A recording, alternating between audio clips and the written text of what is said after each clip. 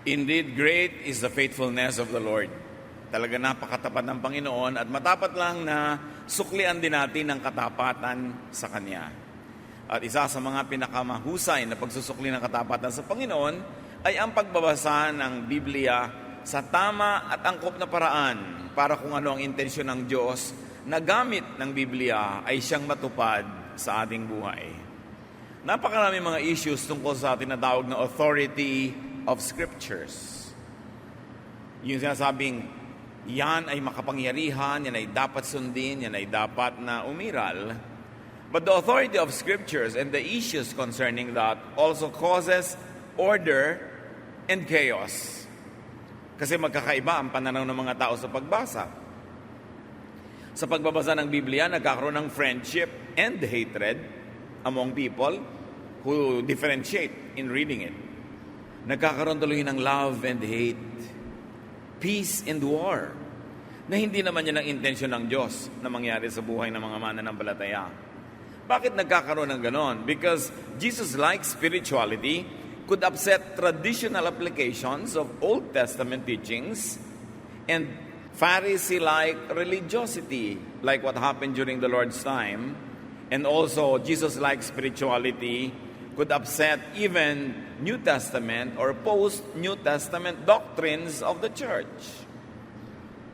Napakahaba ng kasaysayan ng pananampalataya, napakaraming nadagdag na mga layers of beliefs, layers of interpretation, layers of tradition, na kung minsan nawawala na yung original na mensahe ng Diyos. Ang ating ngayong pag-aaral, pinamagitan natin, Applying Biblical Teachings Today. Paano nga ba marapat na ilapat sa buhay ngayong panahon na ito ang isang napakatanda ng mga dokumento para patuloy na yung kalooban ng Diyos na gamit nito sa buhay ng tao ang siyang maganap? Salamat, Ama, dahil maaari po kaming mag-aral. Dalangin namin, turuan niyo po kami. Kayo ang manguna. Tinig niyo ang aming madinig. Dalangin namin, Ama, na ang inyong pong kapangyarihan ay maramdaman naming lahat. Ang inyong liwanag ang siyang maging guide namin sa pang-araw-araw na buhay. Forgive us our sins. Cleanse us, O God. Teach us how to read the Bible and how to apply it in our lives today. Be our teacher. We seek you, Father, in the name of your Son, Jesus. Interestingly, yun po mga churches, mga tao, mga mananampalataya na sinasabi nilang sila ay Bible-based. They believe in the authority of Scripture. Marami na rin sila mga verses na hindi sinusunod, hindi pinapansin ngayon. There are many verses that are ignored and unheeded today. They got lost in history. Either buong nawala sila o part by part na hindi na sila ino-observe ng mga tao. For example, Leviticus 20 verse 9. If you curse your father and mother, you will be put to death.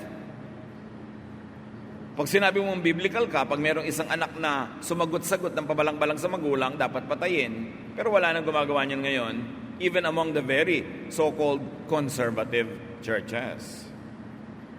Christian churches do not apply this now. Leviticus 20:10, if a man commits adultery with the wife of his neighbor, both the adulterer and the adulteress shall be put to death. Pagka merong nangalon niya, isang lalaki na kanyang sinipingan ng babaeng asawa ng iba, pareho silang papatayin. Sa katunayan, hindi lang ngayon yan, hindi na ginagamit. Pati nung panahon ni Jesus, nangalahati na lang ang paggamit, kaya ang gusto na lang nilang patayin nun yung babae. Hindi na yung lalaki. Naiba na rin yung reading nila. Leviticus 20:14, it isn't natural for a man to marry both a mother and her daughter, and so all three of them will be burned to death. So pag ginawang partner ng isang lalaki ang mag-ina, silang tatlo daw ay susunugin hanggang mamatay. Sino ang gagawa niyan ngayon? Sino ang gumagawa? Bagamat nangyayari pa rin na may isang lalaking mag-ina, nagiging partner niya. Leviticus 20:15-16, if a man has sexual relations with an animal, he shall be put to death, and you shall kill the animal. If a woman approaches any animal and has sexual relations with it, you shall kill the woman and the animal. Nakakapagtaka naman bakit yung animal ay nadamay pa sa kagagawa ng tao. Pero wala na rin gumagawa niyan ngayon, bagamat meron pa rin gumagawa ng bestiality na yon, having this kind of interaction with animals. Pero hindi napapatayin yung tao, hindi na yan nangyayari. Leviticus 20:18, if you have sex with a woman during her monthly period, both you and the woman will be cut off from the people of Israel. So any man that has a sexual relationship with a woman during her menstruation, pareho silang tatanggalan ng citizenship, itatapon, itatakwil. So ibig sabihin, chinecheck pa ng mga pristong araw yon kung nagaganap nga, even between couples. Leviticus 20:27, a man or a woman who is a medium or a wizard shall be put to death. They shall be stoned to death. So sino pa ngayon ang babato hanggang mamatay kila madam ganito at madam ganon na nanguhula o sa mga espiritista? Hindi na rin yan ino-observe. Leviticus 21:9, if any of your priests has a daughter who disgraces you by serving as a temple prostitute, she must be burned to death. So sinong equivalent ngayon ng mga priests? Hindi yung mga pastors. So pastors' daughters who commit sexual immorality in this way should be burned to death. Sinong gumagawa niyan ngayon? Genesis 17:12-14, throughout your generations, every male among you shall be circumcised when he is 8 days old. Any uncircumcised male who is not circumcised in the flesh of his foreskin shall be cut off from his people. So lahat ng lalaki, pag 8 days old, kailangang tuliin. Pero sino pa ang nag-o-observe yun ngayon? Ang daming mga born-again Christians, mga Bible-based, evangelicals, Protestants, na hindi nag-o-observe niyan, lalo sa Western world. The same people who are very strict about all other verses don't observe this verse. See, nakikita ko, bakit natin po iniisa-isa ito? Kasi gusto ko makita nyo how selective the church has been in obeying. Uncircumcised men supposedly cannot be in the fellowship, much less to lead or to minister.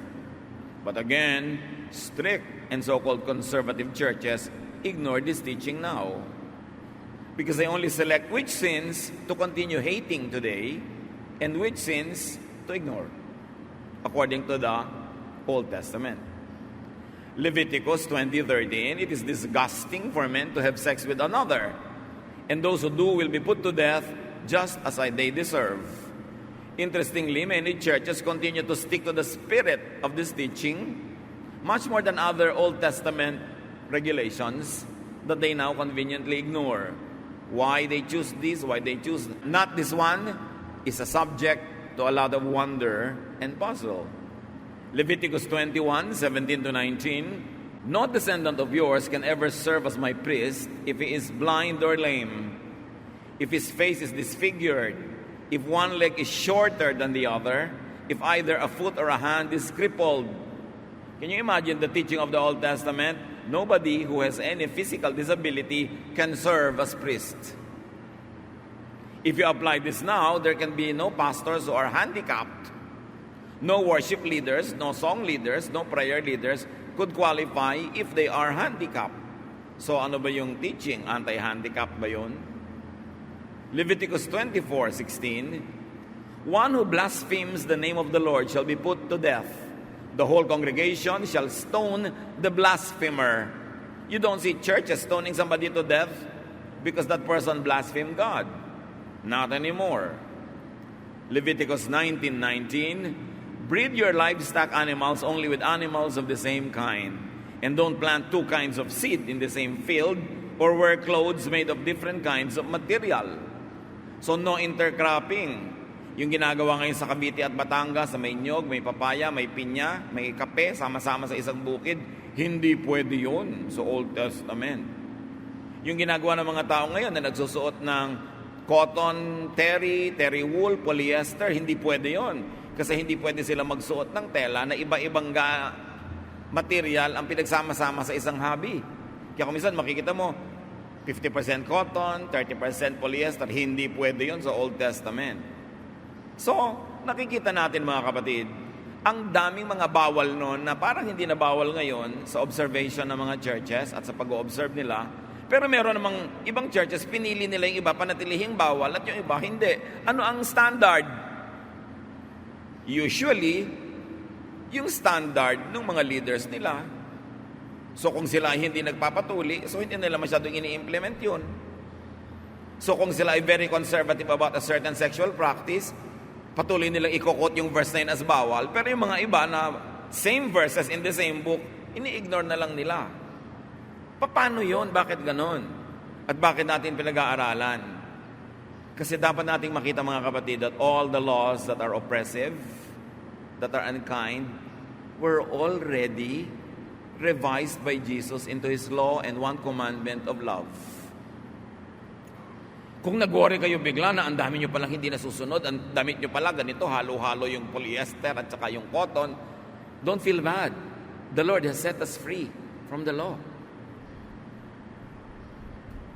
Ang nakakapagtaka lang, bakit merong mga theologians at mga churches na sinet free na tayo ng Panginoon sa lahat ng condemnation, ginastify na tayo, minahal, pinatawad, at iniligtas.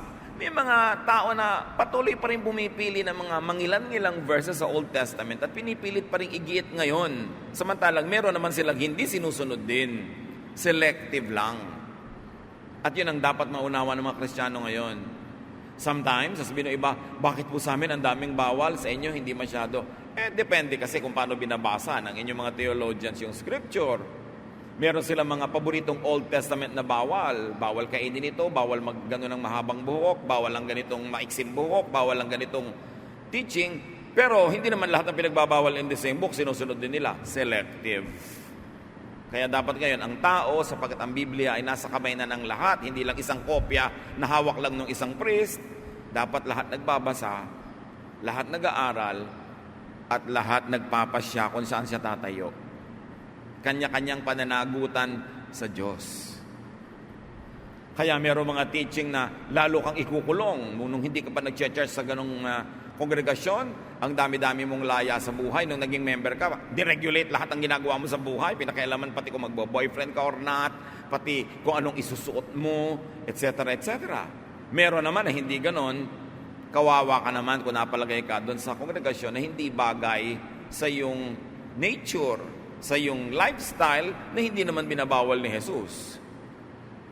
Napaka-importanting maunawa how to treat the Bible. Galit na galit ang mga Bible Christians sa idolatry.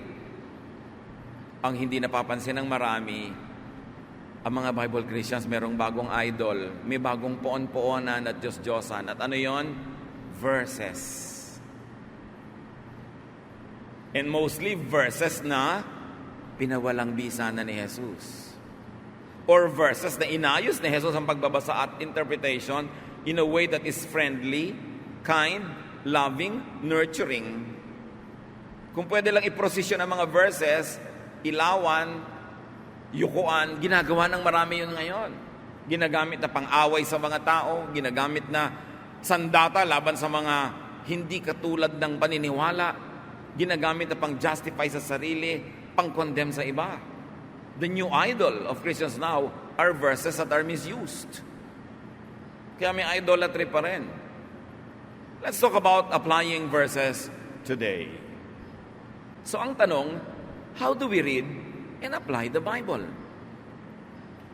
Unang-una, observe. Know the context. Know the background. Bakit sinabi ito? Bakit inutos yun? Ano ang mga immediate needs? Ano ang kanilang realities? Ano ang mga urgent needs nila noong panahon na yon? Know the historical setting. Halimbawa, nagtataka iba, bakit po utos dito sa ganitong verse sa Old Testament, kill everybody? Paano? Kita mo naman yung setting, gyera. Siyempre, iba naman ang rules of engagement pag gyera.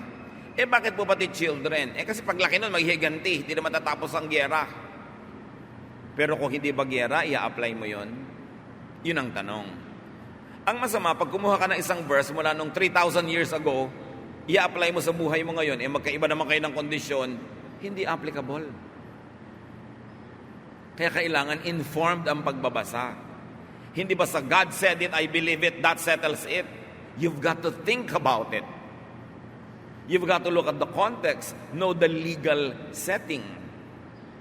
Halimbawa, bakit ang daming prohibition sa babae sa sexual activity at hindi masyado sa lalaki?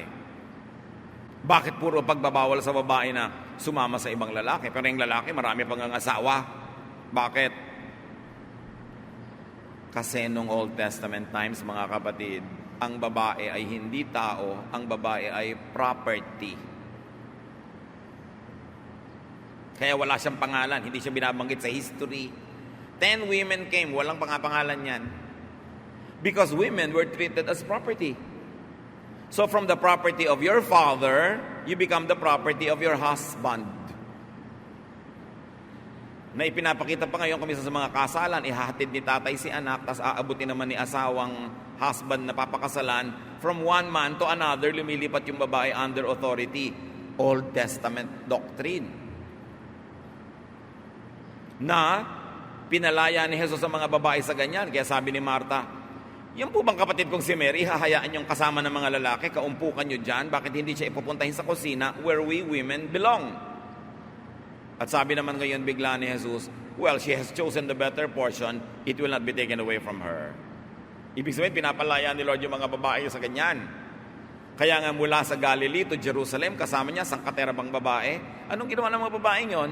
They actually left their domestic concerns to do the ministry.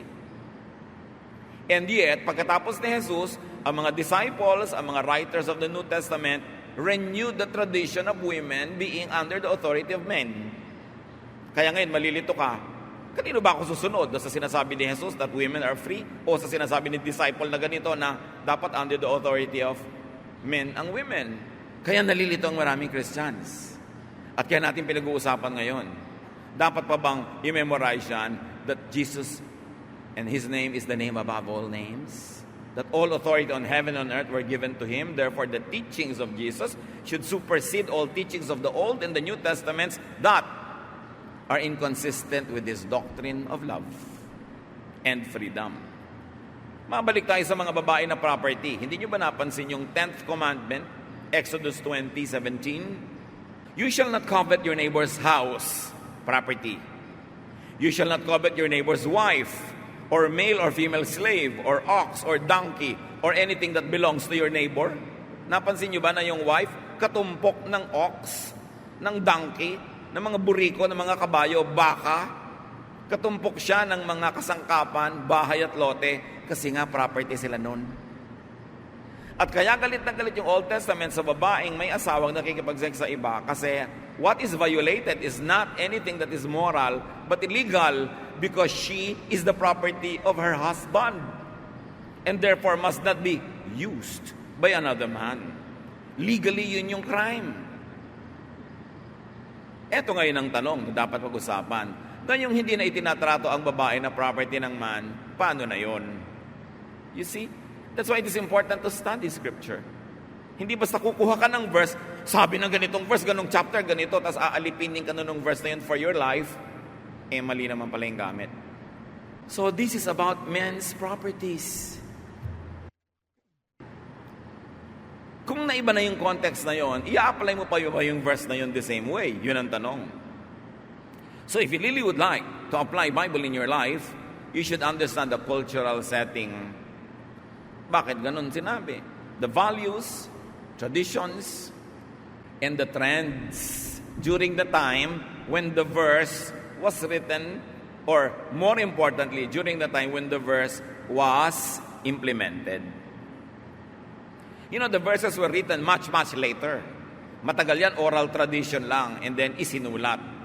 Hindi kasing tanda nung pagsusulat yung tradisyon. Mas matanda pa yung tradisyon, nasulat lang much later. Halimbawa, context.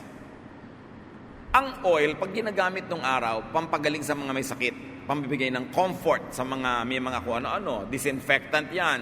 Yan ay may mga clinical value. James 5:14, Are any among you sick? They should call for the elders of the church and have them pray over them, anointing them with oil in the name of the Lord. So ang ibig sabihin, kung merong may sakit, gamutin, to gather to anoint with oil is not only isang magic puna sa noo na anoint na with oil and you expect a magic, a miracle. To anoint with oil is probably to clean the whole body, to massage it with oil, to clean the wounds, to bandage them and put oil. It's a medical ministration coupled with prayer. Hindi katulad ngayon na hali kayo lahat ng may sakit, papahiran, tatalsikan ng konting langis, and you expect healing.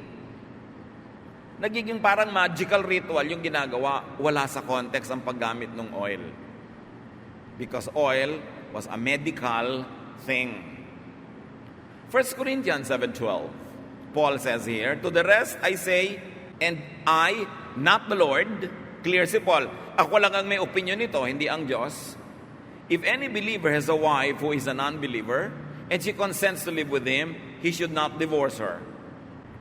Nilinaw mismo ni Pablo, ako lang ang may ideya nito ha, hindi ito galing sa Diyos. So it's a personal opinion. It should be read only as a personal advice of Paul and not as an authoritative doctrine to apply to all people at all times, which many people do now. Sabi ni Paul, ganito. But Paul very often says, I, not the Lord, says this. Ibig sabihin, optional. Kung tatanungin niyo ako, ganito ang stand ko dyan, pero stand ko lang yan. Ang mahirap lang hindi lahat ng sinabi niya o sinabi ni Pablo, sinabi ni James, nilagyan nila ng label na opinion ko lang to. Ito ang tingin ko dyan. Ang nangyayari ngayon, pag nakita ngayon sa Bible ng mga tao yung mga sinabi na yon, jujusin na nila yung verse. Magdusa ka, magdusa ako, magdusa tayong lahat pero sundin natin. Yun ba ang intensyon ng Diyos doon? Halimbawa, sabi din ni Paul kay Timothy na laging sira ang tiyan, 1 Timothy 5:23, no longer drink only water, but take a little wine for the sake of your stomach and your frequent ailments.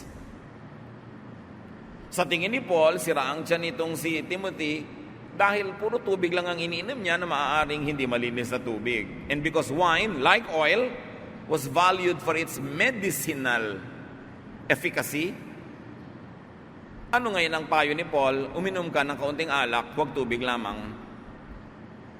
Kung ang nanay mo may sakit ang tiyan, makahanap po tayo ng verse, tapos bubuksan mo yung Bible, tapos, kung saan tumigil, ituturo mo. Tumigil sa 1 Timothy 5:23, ay, ang sabi po ng Diyos, uminom kayo ng alak. The word of God. God said it. Tapos inom ka ng inom, hindi gumagaling, nagtataka ka, wrong use. Kaya yun sasabi ko, huwag niyong gawing poon yung verses. Huwag niyong siyang tatanggalin sa kanyang buong konteksto kasi malamang mamimisguide ka. You cannot and should not apply this verse to all cases of stomach sicknesses. Case to case. Hindi sasabihin, the word of God said it. Tapos papatayin mo na lahat ang hindi sasangayon sa'yo. Interpret through context. Ano yung kabuuan? Ano yung mga nakapaligid ng katotohanan? Ano yung pangangailangan ng panahon? All that were said, done, and taught in the Jewish scriptures had their unique context. May background, legal, religious, and traditional foundations. And admittedly, some of their beliefs were scientifically right and some were not scientifically right. So alam natin na, mga tao yung nagsulat. So pagka sinabi na nagsulat and the sun set, alam naman natin hindi nagseset yung sun, di ba? Pero sa tingin nila nagsiset. Pero alam na natin ngayon, the sun does not set, the earth rotates. Pero ang ibig sabihin nila is, it seemed like it is setting. You must never forget that the priests and the scribes were not all-knowing. Only God is omniscient. The priests and the scribes were usually informed only by the reach and scope of the knowledge of their time. Dapat i-consider yon when we are reading them. Dapat din nating tingnan kung yung mga reasons why they were doing things. Bakit ang mga Israelites sobrang ethnocentric? Kill everybody, kill the Jebusites, kill the Perizzites, kill the Jebusites. Anong reason? National interest. Most of their history, they were fighting for the piece of land that they are supposed to have. Kaya lang ang problema, may tao nung dumating sila. So they had to fight getting it, and they had to keep fighting keeping it. May mga reason yung mga ganon. Hindi mo pwedeng i-apply ngayon yung mga verses sa kill all your neighbors pag nasa Nueva Ecija ka. Hindi mo pwedeng gamitin yung kahit nasa Mindanao ka, kill all the others, iba yung religion. Hindi pwede. Kasi hindi naman context mo ngayon yung original context kung kailan ibinigay yung utos. You've got to also look at the desired effects of the verses when they were practiced or written. And mostly, in the Old Testament, it is national security. Foremost yan sa mga priests. Do not forget that the Israelites never had kings until Saul. Ang tagal nun, sino ang namumuno sa Israel? Mga priests. There was no separation of church and state. Therefore, all the regulations of religion also became the regulations of government. Kaya yung ipinagbabawal ng priest noon, pagka siniway mo, patayin siya because the priest also had judicial powers. Ngayon, may separation of church and state. Hindi na pwedeng pumatay ang simbahan ngayon, anumang simbahan, ng mga lumalabag sa kanyang kautusan because the church has no judicial powers over the citizens of any republic or a country. Kaya hindi na nag-e-effect yung mga ganon. And it is very dangerous when religious people have religious police. It is very dangerous when religion has its own army. Kasi mawawala ng tolerance, papatayin ang lahat ng hindi kapaniwala. Tulad ng ginagawa ng Old Testament na pinawalang bisa ni Jesus. Sabi niya, when your enemy forces you to walk 1 mile, walk 2 miles. When your enemy strikes you, offer the other cheek. Hindi na violent ang reaction ng mga people of God to opposing forces, but kindness na and love. But one of the desired effects of the policies of Israel na magkasama yung church and state is racial purity. Gusto nila lagi silang hiwalay sa mga neighbors. Genetic engineering, hindi pwedeng makipag-asawa sa ibang lahi. Pero ngayon, kahit naman mga ubod ng higpit ng mga Bible-based Christians, nag-aasawa na rin ng ibang lahi. Hindi na rin nila ino-observe yon. Kasi yung genetic engineering was the obsession of the ancient Israelites. Racial purity. At isa pa sa mga ginagawa nun, siyempre, ng temple is social control. Ang Israel ay nabuhay sa very insecure neighborhood. Kalaban lahat ang katabi. Hindi sila magsusurvive pag hindi sobrang disiplina. Kailangan ng social control. And it was the number one obsession of the priests as well.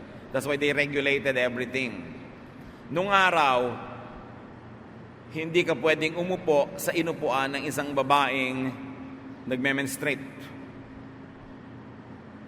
Sabi niya, anybody who sits where a menstruating woman sits is unclean for 1 whole day.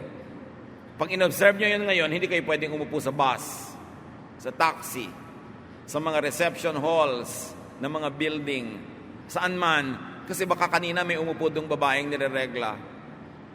Di unclean ka. Bakit yun? Hindi na ino-observe, pero may pinipili pa rin i-observe, nakatabi nun. So selective na lang. Kaya tatanungin mo na lang ang sarili mo, bakit yung pinanggigigilan ko against this verse, pero itong verse na to gustong-gusto ko, aminin mo na lang na kasi yun ang personality mo. Huwag mo sasabihin because it is God's will. Either everything or nothing. Hindi selective. Outside of and without their original contexts, verses and teachings may not just be applied to all people, at all times, in all places. Kaya nagtataka yung iba, bakit po sa church namin hindi allowed magsalita ang mga babae? Bakit po sa church namin hindi allowed maging leader ang babae o hindi allowed mag-preach? Kasi may verse silang pinanghahawakan. Sino may sabi ng verse? Dapat mong itanong sa sarili mo.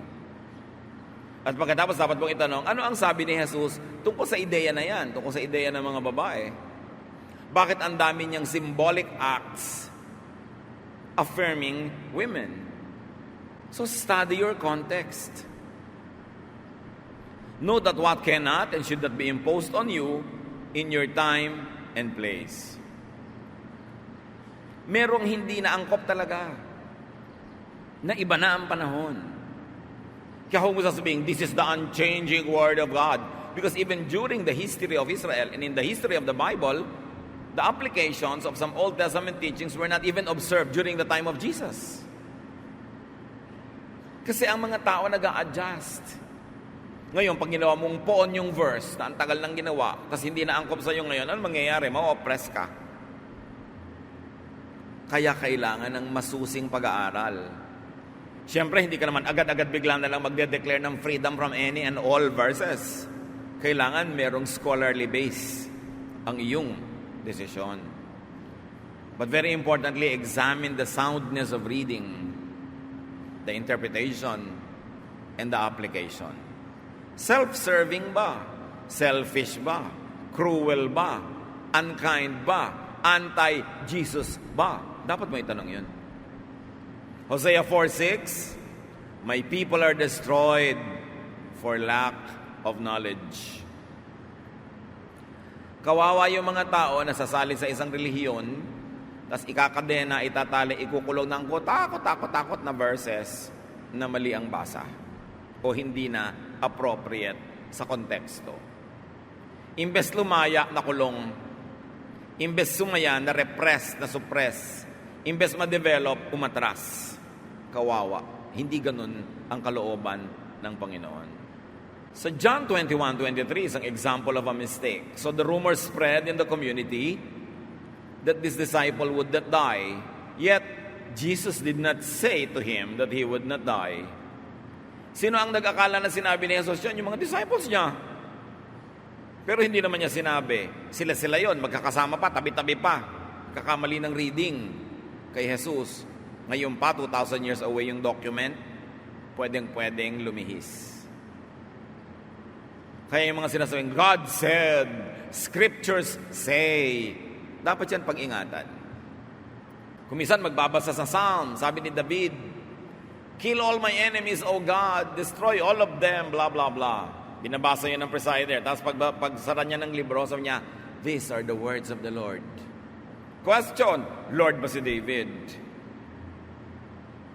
Dapat mong piliin sa Bible yung words of the Lord. Hindi lahat ng nasa Bible ay words of God. Kasi sa Bible nga may words of Satan, di ba?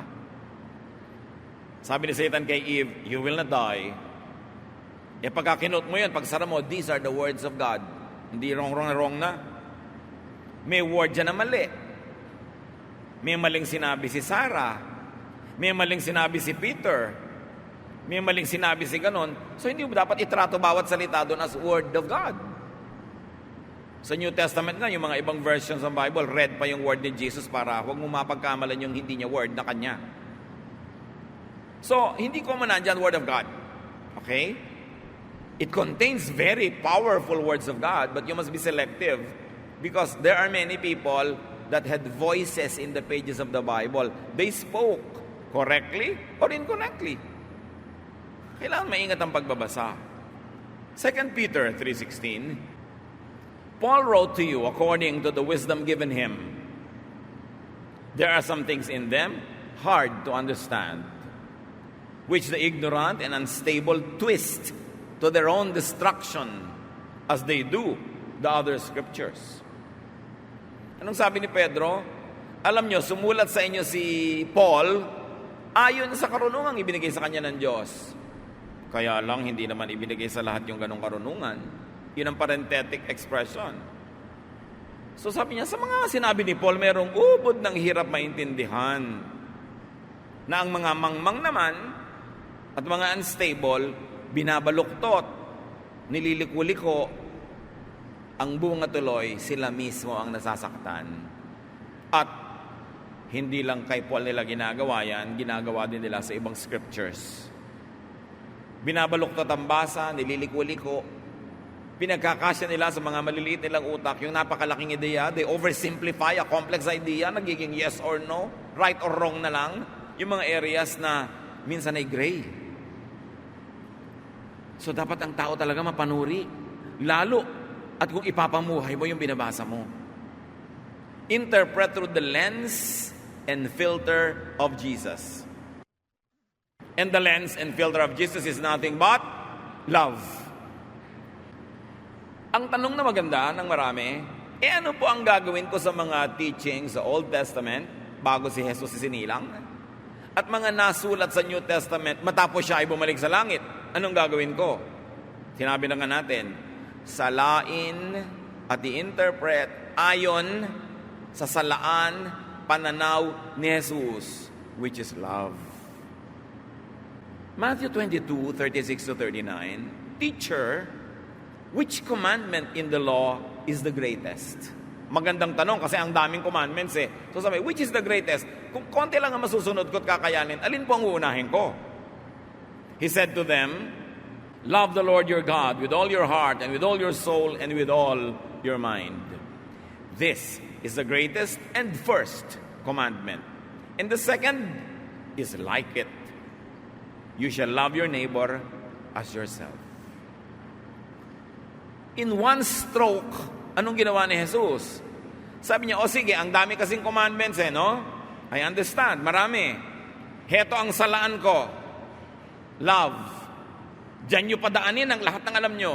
Pag hindi lumampas, pag hindi loving, pag hindi kind, kalimutan nyo na. Kasi ang greatest commandment, the reason why all the commandments were given is love. Kung sa pagsunod, sa pag-implement, sa paggigiit mo ng commandments, pagiging unloving ka, un-Jesus na yon. Hindi ito napapansin ng napakaraming Kristiyano na nagbigay si Jesus ng pamantayan kung ano ang pinakamahalaga at sa kanya love yon.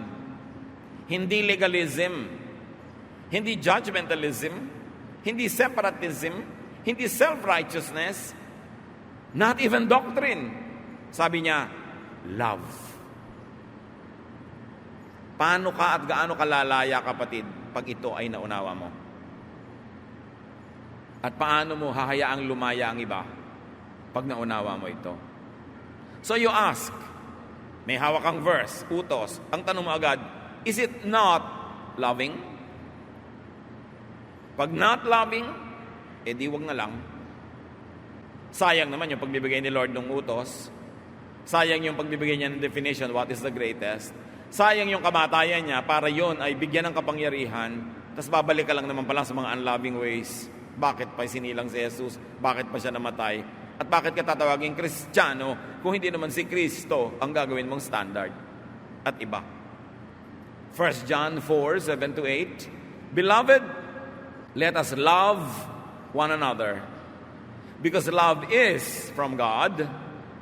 Everyone who loves is born of God and knows God. Whoever does not love does not know God, for God is love. Hindi sinabing whoever is not baptized by immersion or by sprinkling or by pouring is not of God. Hindi yon.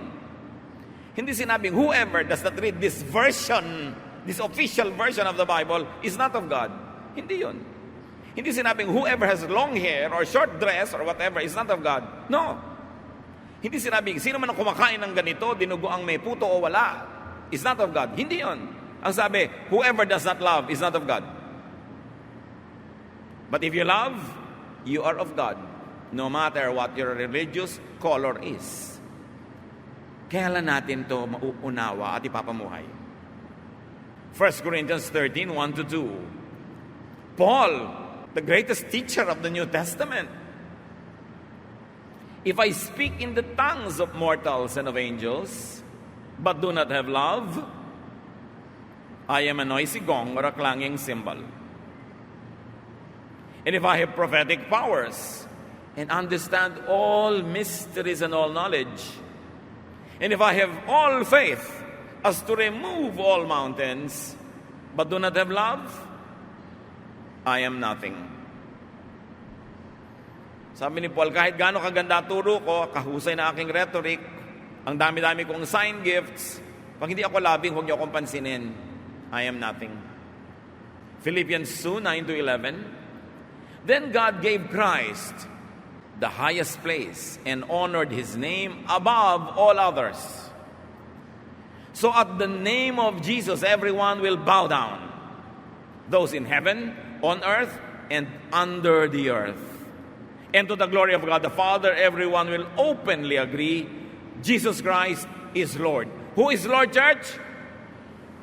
Ang hina naman. Siya, walang iba. Ano ang commandment niya? Love. Huwag niyong kakalimutan yan. Bakit hindi niyo dapat kalimutan? Kasi maraming lilito sa inyo.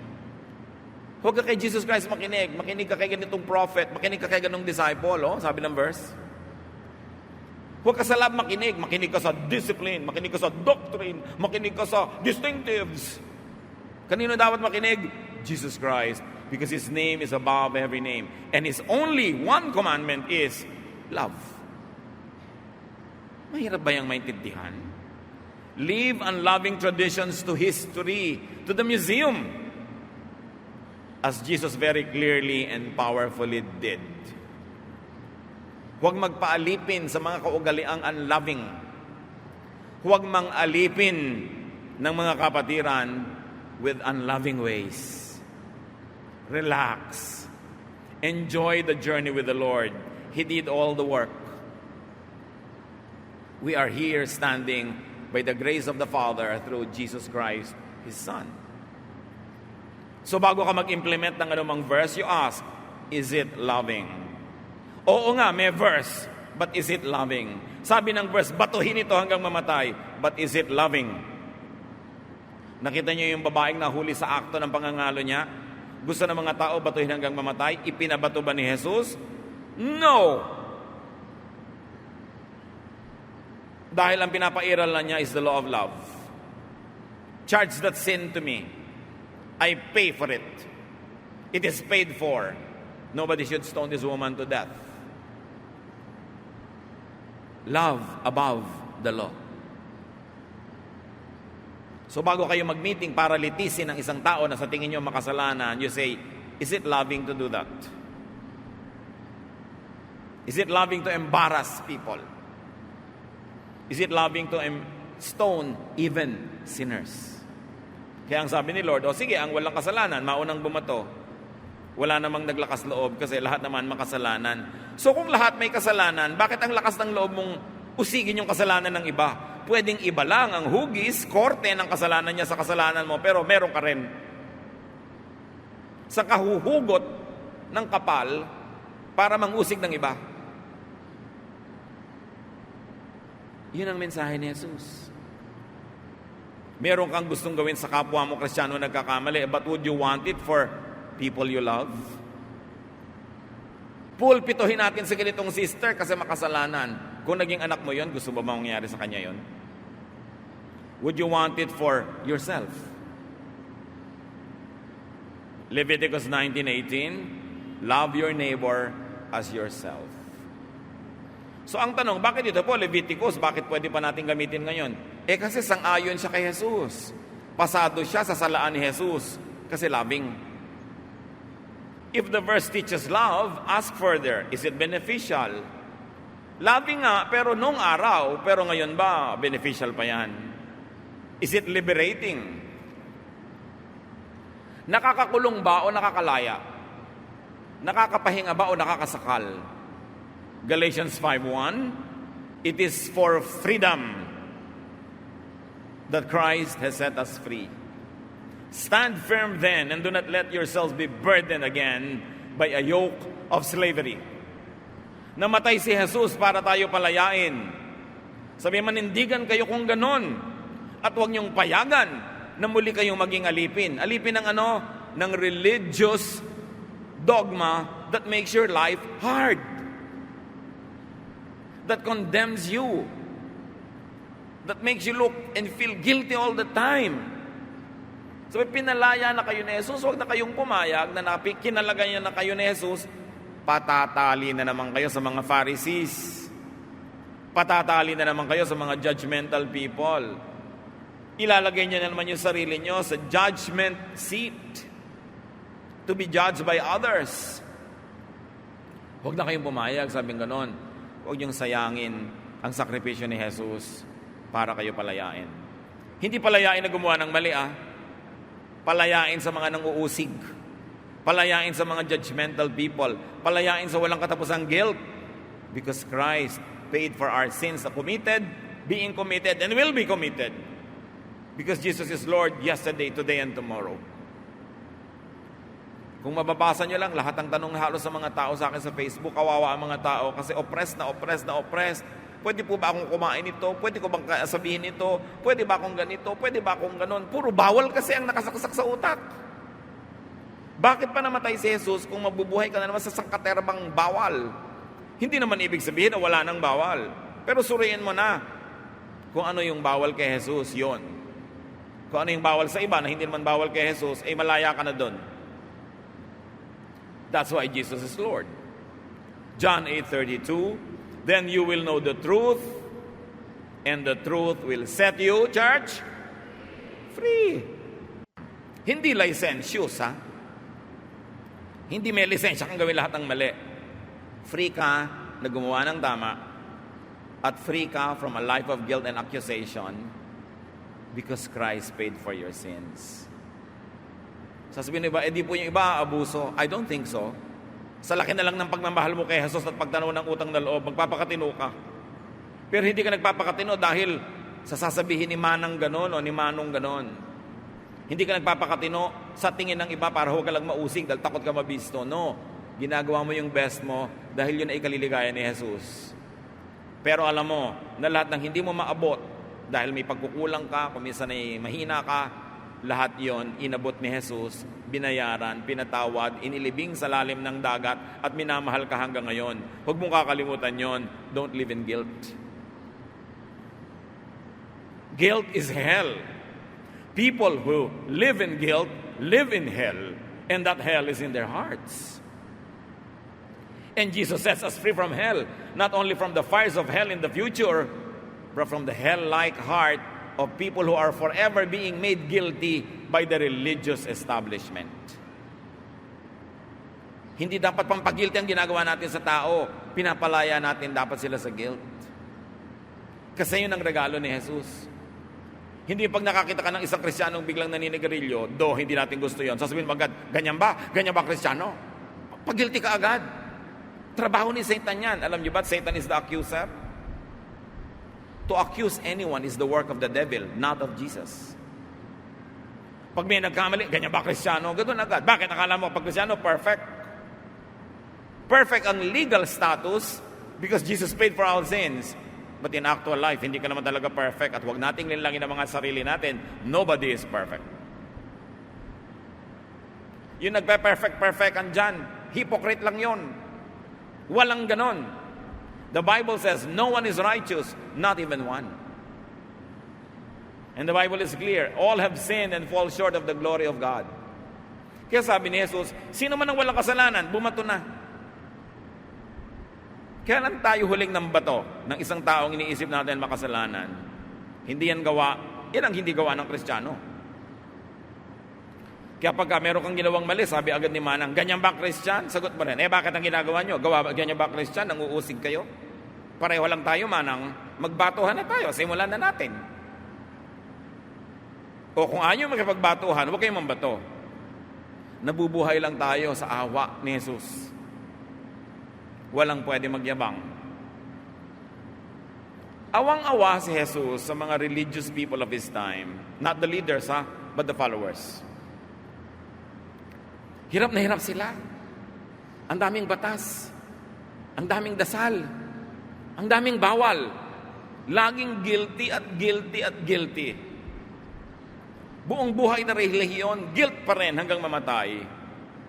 Kaya sabi niya sa Matthew 11:28-30, sa mga taong pagod na sa guilt, sa pahirap ng religion, if you are tired from carrying heavy burdens, come to me and I'll give you rest. Take the yoke I give you, meaning not the yoke that the Pharisees give you. Put it on your shoulders and learn from me. Not from them, from me. I am gentle and humble, not like them who are proud and harsh and cruel. And you will find rest. This yoke is easy to bear, and the burden is light. Kaya pag kami nagtatanong, paano po magiging tama ang interpretation ng verse? Itatanong mo, is it easy and light? Because Jesus wants it easy and light. Kaya may biglang, gagawin natin very practical. Pastor, hirap na hirap po kami sa buhay. Wala po akong trabaho, lubog kami sa utang. May nag-alok po sa akin ng trabaho, pero may trabaho po pag linggo. Ayaw po ng pastor ng trabaho pag linggo dahil daw Lord's Day yon. Ano pong gagawin ko? Ano yung light na reading? E di tanggapin mo yung trabaho, anak. Umattend ka na lang sa Wednesday service. Hindi lang Sunday ang Lord's Day. Every day. This is what I mean, interpret it when it is easy and light. I could be legalistic and say, the Lord says respect the Sabbath. Do not work. Just be in the church the whole day. Pero si Lord nga nagpa-work ng Sabbath para lumaya ang tao. At sabi niya, Sabbath was made for man, not man for the Sabbath. It was made for the good of man, so that man would be mandated to rest. But if the man does not choose to rest, that's his choice. So may mga oppressive readings. Namamatay na sa gutom, ayaw mo pagtrabahuhin pag linggo. Nag-church na nung umaga, pero pauli sa gabi, required pa rin. At required din yung midweek. Ang dami-daming requirement. Ang tanong, after 40 years of practice, mas banal ka ba talaga doon sa isang taong nasa labas ng church na hindi nag-church kahit kailan? Yun ang tanong. Mas bumuti ka ba talaga? Mas bumait ka? Siyempre, mabuti naman talagang attend para marami kang feeding. Pero hindi naman dapat gawing obligasyon. Dapat pleasure. It's your pleasure to worship the Lord with the brothers and the sisters. Hindi dahil chine-check yung attendance. Malalagay sa bulletin board ang pangalan mo pag absent ka. Pressure na yon. Hindi na yon easy and light. So you ask, is it restful? Yung reading ko ba, restful? If not, freeze the verse. If yes, apply it. Kasi dumaan sa salaan ni Jesus at pasado. How do you read the Bible? Apply it after you've understood it. But remember, Jesus is the standard. Jesus is the new covenant and agreement. Jesus is the measure of all things. Colossians 2:9, for in Christ, all the fullness of the deity lives in bodily form. Lahat ng pwedeng malaman tungkol sa Diyos Ama, nalaman sa pamamagitan ni Jesus sa Kanya lang. Colossians 1:15, He is the image of the invisible God, the firstborn over all creation. Yung Diyos na hindi nakikita, nakita kay Jesus. Siya ang tingnan. 2 Corinthians 4:4, the God of this age has blinded the minds of unbelievers so that they cannot see the light of the gospel of the glory of Christ, who is the image of God. Binubulag daw ng Diyos-Diyosan ng mundong ito ang mga tao para hindi nila makita yung tunay na katuruan ni Jesus. Laging ang reading natin, the God of this world is Satan. Pwede ding religious systems that are not faithful to Jesus, pwede rin matawag yun na God of this world. Kasi kung merong number one pambulag ng mga tao, erroneous religious belief. Yan ang malakas makabulag. Yan ang nagpapalakas ang loob na maging kriminal ang mga tao, pumatay sa ngalan ng Diyos. Matthew 3:17, and the voice from heaven said, this is my son, whom I love, with him I am well pleased. Kanino pleased ang Diyos? Sa ganito bang prophet? Sa ganito bang disciple? Kay Jesus. Siya ang anak ng Diyos. Siya ang katuparan ng lahat ng gustong ipatupad ng Diyos. Siya ang physicalization of the invisible Spirit God. Siya ang dapat mangibabaw. John 1:29, the next day, John the baptizer saw Jesus coming toward him and said, look, the Lamb of God who takes away the sin of the world. Paano inalis ni Jesus ang kasalanan ng mundo? Number 1, binayaran niya lahat. At number 2, pinawalang bisa niya ang kutakot-takot na batas na nagde-declare na makasalanan tayo. By taking away the law that condemns, Jesus took away our sin. Parang ganito, nakalagay, no parking, nagpark ka, di guilty ka. Ngayon, nagpark ka bukas, guilty ka pa ba? Tinanggal ni Jesus yung sign na no parking. So, dalawang paraan. May nakalagay, no parking, nagpark ka, sabi ni Lord sa police, charge it to me. Meron namang paraan, nagpark ka, hinuhuli ka ng police, nung tingnan nyo, wala naman palang signboard na no parking. So, ano yung crime? Jesus took away the law that condemns and replace it with the law that loves.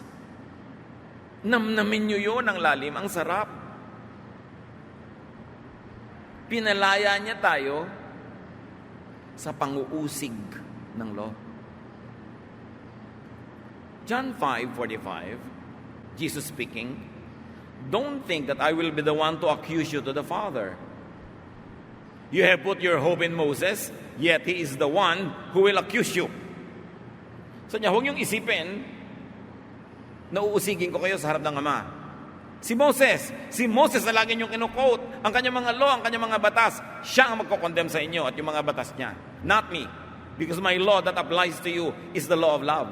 How can you be guilty when the law is love? Your only guilt will be if you are unloving.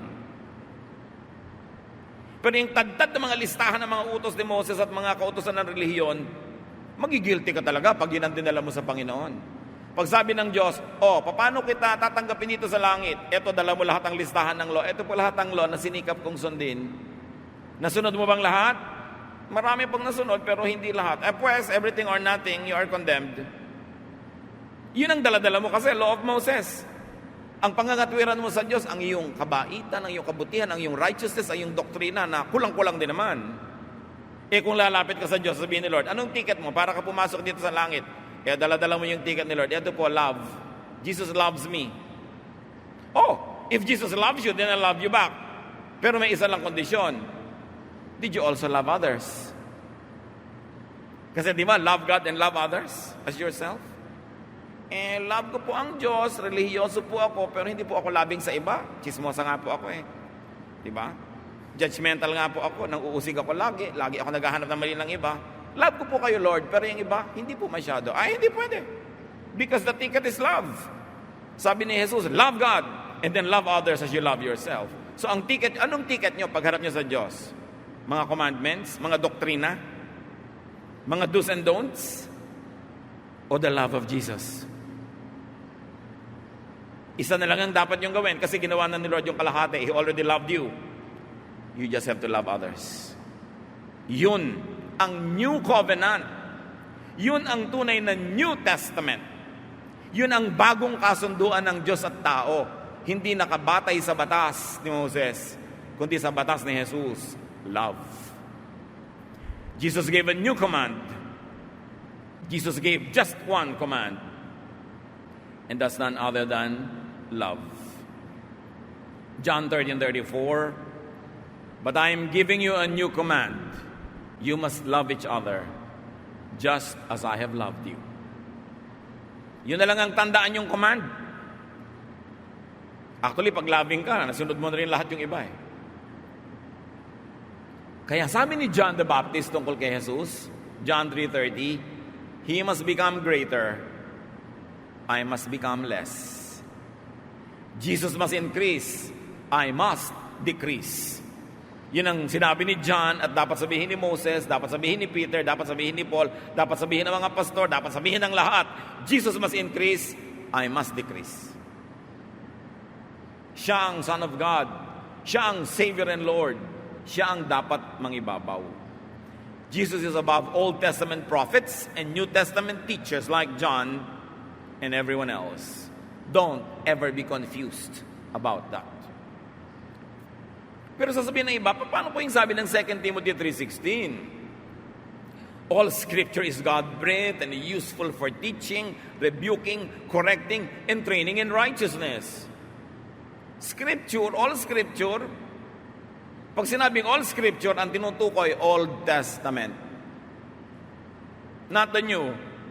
Because nung sinulat itong letter na to, wala pang New Testament na nakokolekta nun. So pagka sila Jesus, yung mga disciples, sinabing scripture, they refer to the Old Testament. At ito nga yung idea nila. It is useful. Pero ano nang gagawin natin ngayon sa lahat ng useful scripture? Useful yon. All scripture after passing the Jesus test. After passing the Jesus standard and filter, it is profitable to apply to one's life. So when you say all scripture, meron ka na ngayong salaan, papadaanin mo sa love commandment of Jesus. At yung lalampas pa lang doon, ang dapat mong panindigan at ipamuhay. So make it a standard for morality. Follow and implement if Scripture passes through the test of the Son of God. Siya ang tunay na Son of God. Huwag siyang takpan ng mga idols kahit yung idols ay verses. 1 Corinthians 1:23, but we preach Christ, a stumbling block to Jews and foolishness to Gentiles. Sabi niya, itinuturo namin si Jesus, walang iba. At katisuran niya ng mga Hudyo, meaning Old Testament doctrines. At kahangalan sa mga Gentiles na hindi nakakaunawa. So how to read and apply the Bible? When there are breaches and lapses in obedience to verses, reapply the Jesus principles. Sundin natin lahat ang mga papasa sa doctrine, commandment ni Jesus. Pero kung magkulang, magkamali, madapa, kapusin, balikan yung love ni Jesus at i-apply yun. Matthew 18:21-22. Then Peter came to Jesus and asked, Lord, how many times shall I forgive my brother when he sinned against me? Up to 7 times? Jesus answered, I tell you, not 7 times, but 77 times. 7 being symbolic of perfection. Dinoble ni Lord 77. Ibig sabihin, patawarin mo ng patawarin, ng patawarin, ng patawarin. At ganoon ang pagpapatawad ni Jesus. Kaya pwede tayong mag-rest, mag-relax, because the burden is easy. The yoke is light. Gawing blessing ang pagkakakilala sa Diyos through Jesus. Huwag gawing pahirap sa buhay. May mga hirap. Pag naghihirap ka para magmahal, para umibig, para umunawa, para tumulong, mahirap yon. Pero huwag yung hirap ng loob. Huwag yung guilt. Because the blood of Jesus washes us from all sins. Ano man yung guilt nyo sa buhay, bitawan nyo na yan in the name of the Lord.